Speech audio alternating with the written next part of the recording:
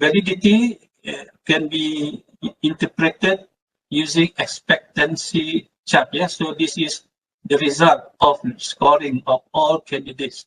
So based on this expectancy chart, you might be able to identify which group of candidates that you should pay attention to. So those who are scoring highest, you call them for interview. And then the second group, maybe you KIB and so on.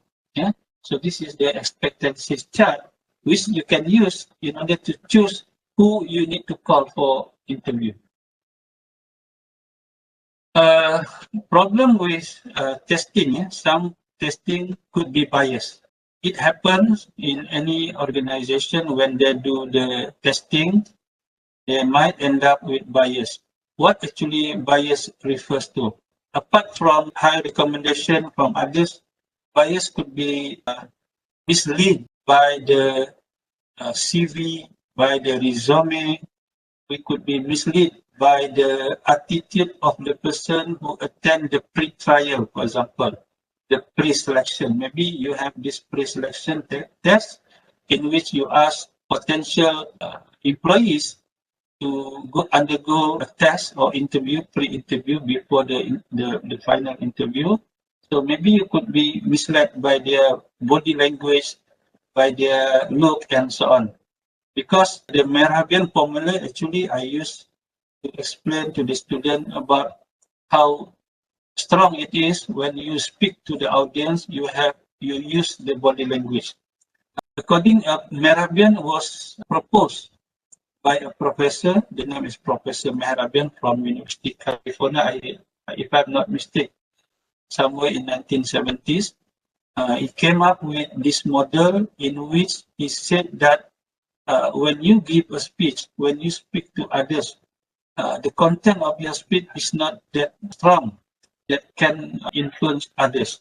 But if you apply the body language and the tone of your voice, it will influence others to believe in you. So basically, this model says that sometimes we might be misled by people because they master the way of influencing others through their body language and through tone of voice, influence others.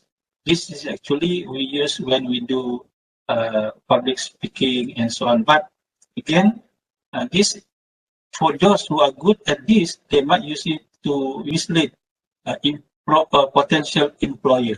Validity generalization means that once you have the right tools, based on the tools, you came up with good validity of data.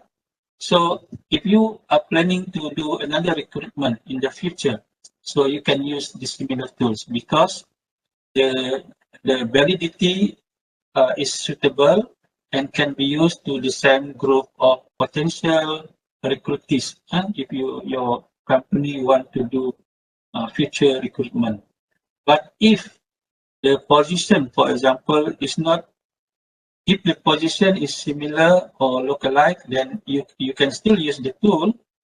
But if you have another position to offer, which definitely not really similar to the previous one, maybe you have to test the measurement, the testing again, yes. So to get another new validity.